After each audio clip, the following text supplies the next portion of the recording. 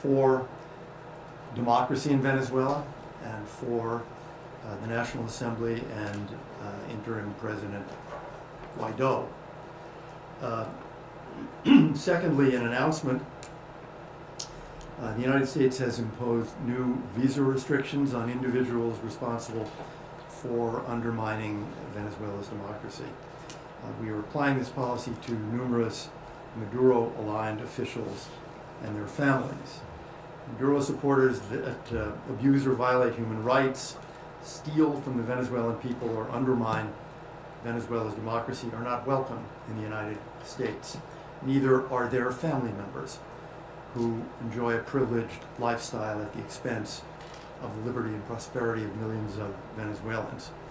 The United States will continue to take appropriate action against Maduro and the corrupt actors and human rights violators and abusers who surround him. The United States urges all nations to step up economic pressure on Maduro and his corrupt associates, as well as restrict visas for his inner circle. Now is the time to act in support of democracy and in response to the desperate needs of the Venezuelan people. That's first. Second, Treasury today announced additional sanctions.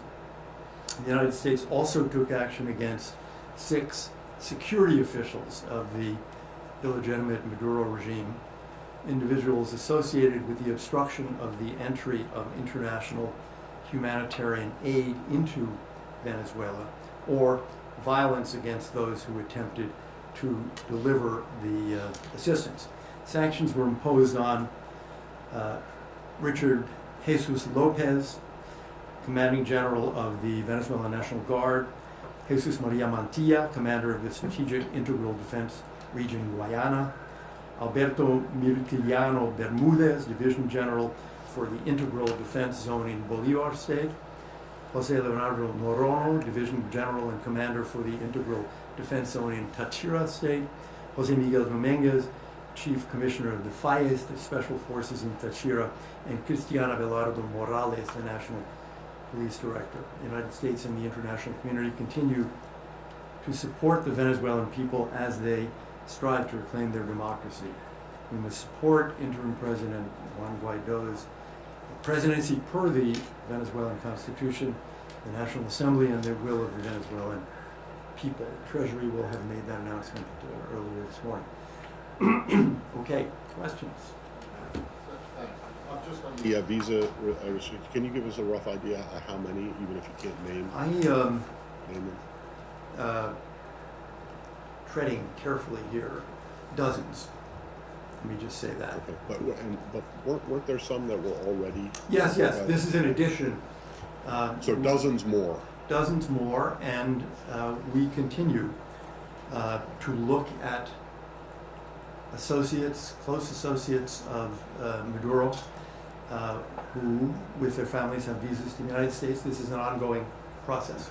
And then, secondly, more importantly, I'm wondering, are you guys, meaning the administration, at all concerned that the initial, for lack of a better word, excitement over Guaido and the recognition is losing some momentum, and given that Maduro doesn't seem to be going anywhere, he's certainly not taking the National Security Advisor's advice to go sit on a beach outside of Venezuela, and so are you concerned that you're losing momentum? And related to that, there is one member of Congress in particular, a senator, who has suggested that Maduro might meet the same fate as Gaddafi in Libya. Does that help or hurt your cause or your efforts to build momentum? I'm not actually going to get into that and commenting on what particular senators say. Forget the line about any senator. Do comparisons between Maduro and suggesting that he might meet the fate of Gaddafi, does that help your cause? Or? I'm not going to get into that, other than to say that I think that dictatorships come to an end. Some last for a very long time, others a much shorter time. This one in Venezuela will also come to an end. We hope that it comes to an end quickly and peacefully. I'm not concerned about the loss of momentum that some people allege. You saw Juan Guaido become much more of an international figure in the last week than he had previously been. He'd not been very well known, but now he's been meeting with a series of Latin American presidents, our vice president. He's in Brazil and Paraguay. After visiting Bogota, where there were several Latin American presidents, what underlies all this is not anything the United States is doing. What underlies it is the desire of the Venezuelan people to escape from the condition of dictatorship and economic misery that they are suffering. And that has not diminished and isn't diminishing. Hello, how are you? How much diplomacy, how much effective diplomacy can you make when Russia and China continue to undermine your efforts? You probably saw today that the Russians have sent wheat supplies to Maduro. And at this stage, it looks like sanctions is one of the only viable pressure points that the US has. So my second question after this one is, how have you managed to get, and who is on board with adding sanctions against Maduro? So which countries? I'm not going to make announcements on behalf of other countries. Of I think you will see additional sanctions tied to the behavior of the regime. And if the regime engages in additional, particularly provocative acts, I think you will see more international reactions. Clearly, the support of Russia and China for the Maduro regime helps the regime. I don't think you're going to see large amounts of additional money put in by either Russia or China, but their political support, their diplomatic support helps the regime. And we have made the argument, unsuccessfully to date, to both Russia and China, that they're not helping themselves. That is, if their concern, or to the degree their concern, is about the recovery of monies they have lent or invested, a bankrupt Venezuelan economy will never be able to repay those amounts. Only a Venezuela in recovery will be able to do so, and that's not going to happen under the Maduro regime. So you can't really, I mean, Maduro won't step down until you've got Russia and China stepping away. Well, I would say Maduro won't step down until the day he steps down, and that day will come. Can I just follow up on the issue of Russia? The Russian announcement of wheat, of medical supplies. How does the U.S. feel about this? Could this be something significant? If the U.S. goal is to help the people of Venezuela, how do you feel about Russian aid? Well, the problem we have with various kinds of aid is, where does it go? We know very clearly that for years the regime has corruptly sold some aid that's delivered and has used other portions of the aid exclusively for supporters of the regime. In other words, it becomes a political weapon rather than a means of improving the life of most Venezuelans. And I think it's fair to ask that question about any aid that's given to or through the regime. Obviously, we are in favor of giving humanitarian assistance to Venezuela. We are not in favor of giving it to this corrupt regime. I was wondering if you could share some more details about those family members that are going to be sanctioned by the U.S. And second question, what the Maduro regime is requesting in the conversations that are having with you or the U.S. administration. And Foreign Minister Arreaza suggested this week in Geneva a potential meeting between Trump and Maduro. Is that an option for the U.S.? I can't reveal much at all about the visa revocations. I'm told by the lawyers that according to their reading of the statute, we just can't do that. It's visa confidential information. I would be happy to do so if If we were permitted, we can't by law. I don't even know if I'm actually permitted to give the number, and I noticed that in the announcements the number is not there. I will ask if we can do that.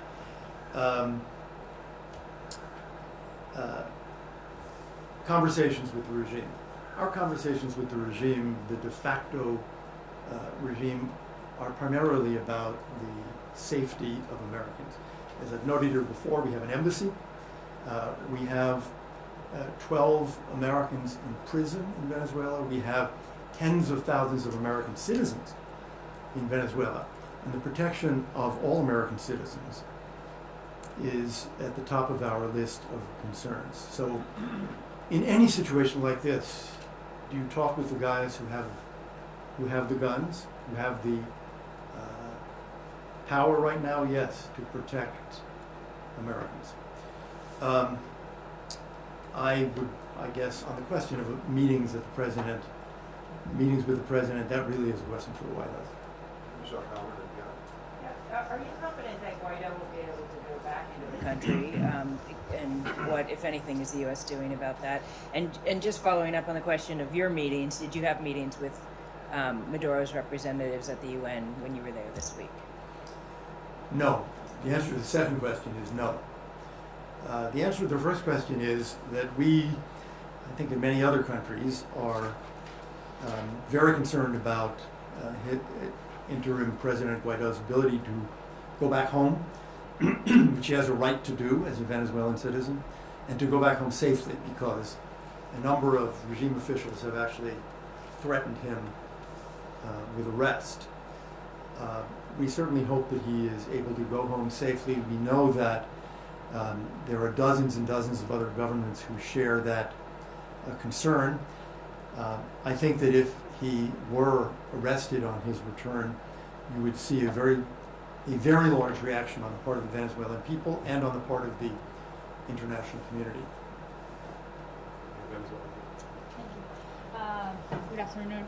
Just to follow up the question of my colleague, you can give us the number, you can give us the names, but they are already being expelled from the United States, these family members. This is the first question, and the second one will be, Venezuelan people was expecting on the February 23rd that Maduro were overthrown, and because they thought that this humanitarian aid will go into the country.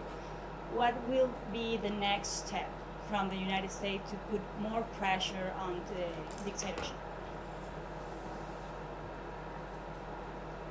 On the first question, we take a look at visas and we revoke them. In some cases, people can be in the U.S. In other cases, they may be outside the U.S. That's not a primary consideration for us. And you will find, well, you won't find because we can't give you the information, but there is a mix. As to next steps, well, you see some of the next steps. Pardon me. As to next steps, you see some of the next steps right now. You see visa revocations, you see additional sanctions, you see moves in the United Nations. We are having conversations with governments that have not yet acknowledged Juan Guaido as the interim president, urging them to do so. We have conversations with lots of governments about what efforts we in the international community, particularly the democratic community, can take together to put additional pressure on the regime and to show additional support for the National Assembly, for Juan Guaido, and for the Venezuelan people. Russian diplomats, Russian officials are engaged in any direct, meaningful interactions, or you only trade accusations from podiums? I had a very nice conversation with the Russian ambassador to the UN yesterday, prior to the session and prior to his attacks. Yes, there are conversations, obviously constantly, between the United States and Russia on a variety of issues, including this one. Even yourself? Including by me, yes. This morning or earlier today, Russian Foreign Minister Sergei Lavrov suggested that he thinks the U.S. will intervene militarily, and he named you personally. I'm going to read you what he said. Elliot Abrams just escalates the situation that would provoke an explosion and bloodshed in Venezuela to justify military intervention as the U.S. wishes. So, could you please respond? I have known Foreign Minister Lavrov for 15 years. There was a time in the Bush administration when I was working on the Middle East. We had the Middle East Quartet, which I participated in, and the quartet was U.S., EU, UN, Russia. Yes, and he is still foreign minister. So, known him for quite a while. I don't think he actually believes that we're attempting to do that, and I think, as you know, we are not attempting to do that. The United States is pursuing a policy of economic, financial, political, diplomatic pressure on the de facto regime in Venezuela in support of Juan Guaido, the interim president, the National Assembly of the Venezuelan people. We continue to say, and we always will, that all options are on the table, because they always are. But I think anyone who actually looks at American policy in Venezuela could not reach that conclusion. And partisan senators have introduced legislation that would encourage granting of temporary protected status to Venezuelans in the United States. Is that part of the administration's considerations, conversations with lawmakers or others? Conversation, sure. I mean, when I have gone up on the Hill in the last few weeks, that is a question that's frequently raised, and it's something that obviously the administration has to talk about internally. There has been no decision. It will have to be considered not only here at State, but clearly by the Department of Homeland Security and ultimately the White House, but it is not something on which a decision has been made. Shayna Stuhlin, I-24 News. There was a tense exchange between you and Congresswoman Ilhan Omar a couple of weeks ago. What do you think that was all about? And two, have you guys worked things out? Are you all good? We've not engaged in further conversations. I really don't know what that was all about. You would have to ask the Congresswoman what her intent was in that colloquy.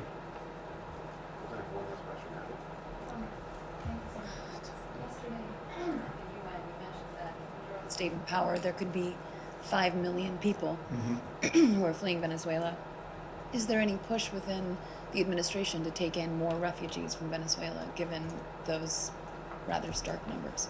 The number, pardon me, you've got it too now, you can't even back me. The number comes from a mathematical extrapolation.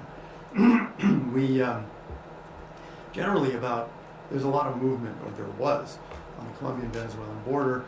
The number was something like 5,000 people a day, additionally going into Colombia. So just do the math. You would reach about 5 million at the end of calendar 2019. On all of these questions regarding admissions to the United States, again, it's not just a State Department question, it's an administration question. It's one that we will have to talk about and talk to Congress about. The one thing that we have done and continue to do is to make sure that in the places where most Venezuelans go, Colombia, Peru, Brazil, we give more and more help. And we have every week been announcing additional amounts of assistance to help them cope. And it's worth saying, it's a real burden, as you can well imagine. From the point of view of public schools, taking in more and more children, from the point of view of labor markets, from the point of view of food supplies, from the point of view of hospitals. It's a real burden, and it's one that we should salute those neighboring countries for undertaking. And we are trying to help them with financial assistance to help defray these costs. Thank you very much. Thank you.